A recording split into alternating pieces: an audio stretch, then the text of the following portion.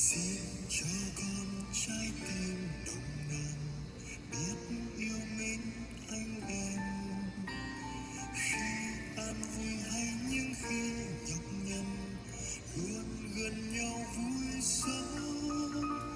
Xin cho con luôn được biết sống chân thật và đầy lòng khiêm nhường, khi nhân gian vẫn như dòng thác đổ.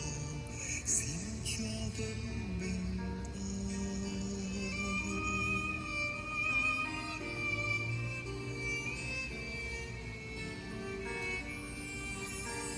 Xin cho con cánh tay mở rộng ôm trọn lấy quê hương, bao yêu thương trong tiếng ru của mẹ bên hàng tre im bóng.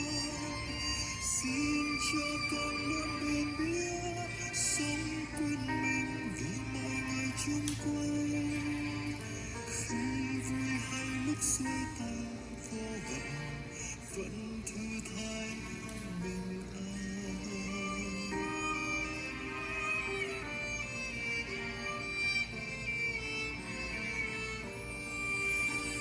Xin ban cho con một lòng tin sắt son, xin ban cho con một trái tim rực hồng, xin ban cho con một lòng tin sắt son, xin ban cho con một trái tim rực hồng.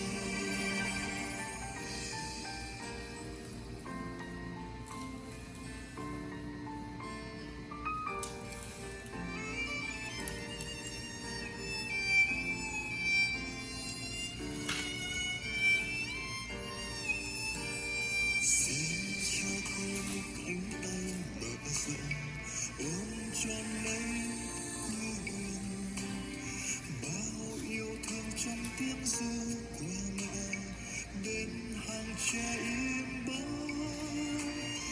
Xin cho con luôn được biết sống quên mình vì mọi người chung quanh, khi vui hay lúc xuôi tay vô vọng vẫn thư thái bình an.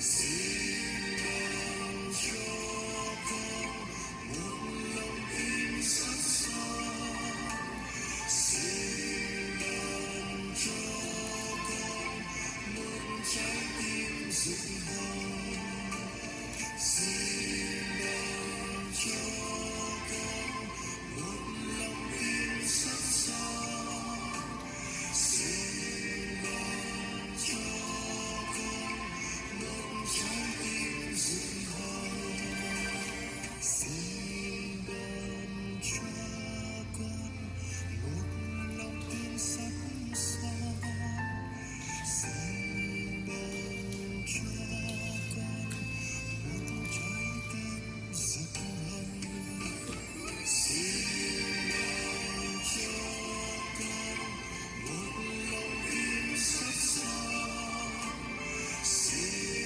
ban cho con một trái tim rực hồng, xin ban cho con một trái tim rực hồng.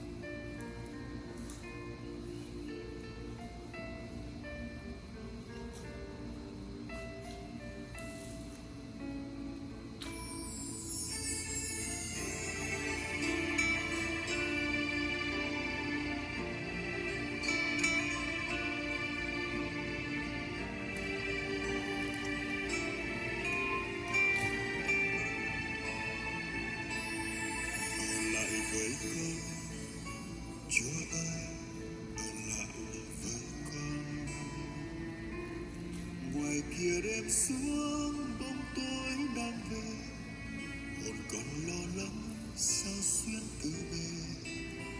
Chúa ơi, con nào biết trông cậy vào ai, ở lại với con. Chúa ơi, ở lại với con. Màn đêm mù tối không ánh sao mờ, tìm đâu cho thấy một chút nương nhờ. Chúa ơi, con chỉ biết trông cậy Chúa thôi. Đêm năm canh con cầu khẩn Chúa, ngày sau khắc con kêu danh Ngài. Xin Ngài đừng lánh xa con, xin Ngài đừng chối từ con những đoái thương, để tai nghe tiếng con van nài. Why hide your skin if Dupixent has your moderate to severe eczema or atopic dermatitis under control? Hide my skin? Not me. By hitting eczema where it counts, Dupixent helps heal your skin from within, keeping you one step ahead of eczema. Hide my skin? Not me. And that means long-lasting, clearer skin and fast itch relief for adults. With Dupixent, you can show more skin with less eczema. Hide my skin? Not me. Don't use if you're allergic to Dupixent. Serious allergic reactions can occur that can be severe. Tell your doctor about new or worsening eye problems such as eye pain or vision changes, including blurred vision, joint aches and pain, or a parasitic infection. Don't change or stop asthma medicines without talking to your doctor. When you help heal your skin from within, you can change how your skin looks and feels. And that's the kind of change you notice. Talk to your eczema specialist about Dupixent, a breakthrough eczema treatment. Good people, this is the new ZenBook S13 OLED from ASUS. We did a sneak peek of this last week, but today we're spilling all the details. So that includes pricing, availability, and most importantly, performance. Now, this laptop itself is pretty good, but the Zen 3 processor makes it amazing. Let me explain. Usually at this point, I get into the laptop's design, how it has changed from the last generation, and the other things. But don't worry, I'll get into that later on because I know exactly what you're all here for, and that's why I'm so excited about this thing. Because there is a Ryzen 7 6800U chip that ASUS has packed inside this teeny tiny thin and light laptop. These new U-series CPUs is the response to Intel's Alder Lake series in the thin and light market. It still uses the same 8-core 16-thread design as last year's 5800U, but it's got the updated Zen 3 Plus architecture, which is focused on improving efficiency, delivering better battery life, and hitting higher sustained clock speeds over time. Oh, and it's also got support for DDR5 and PCI Gen 4, so that's pretty cool. But the most important thing is that this laptop is rocking RDNA 2 graphics, and let me tell you, that's a huge update from the Vega design AMD processors I've used since, well, forever now.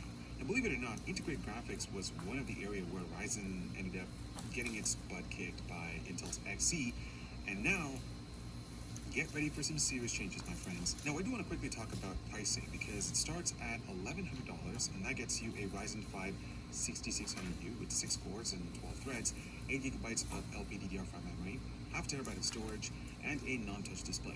I'm not sure what the exact type and resolution here is since these numbers were provided to us by AMD, so take them with a grain of salt since usually in terms of pricing, they've been higher at retail, though time will tell. Anyways, you can configure the 6600U with an upgraded display and double the memory for these prices, but if you want to step it up to the 6800U, it's going to cost you $1,300, and the spec that I have over here will retail for just a tad below $1,500 US. Now, the million-dollar question is, can you actually buy this? Well, to be honest, no one's been able to give us a solid answer, but if last year is any indication, we reviewed the ZenBook 13 OLED with the 5800U on May 30th, and it was only available in limited quantities in October with better availability around December. I hope I'm wrong, but with the global shipping and component crisis going on at the same time, it could happen again. All right, I'm going to dive right into battery life because it's probably the most important element of any thin and light laptop. So let's put in these claims to the test, and I'm going to be using the most apples to apples comparison I can by comparing it to last year's model. I mean, this isn't a perfect comparison since the new ZenBook has a larger and less efficient OLED screen along with DDR5 memory, but the specs are pretty much the same, right down to the 67 watt-hour battery. But obviously, the screen does count for a whole lot. So even though the upgrade to Windows 11 took a chunk out of its battery life, the 2021 model is still our battery champ, but not by a whole lot. I'm willing to bet that if it had the same screen, the 6800U version would actually win by a good margin.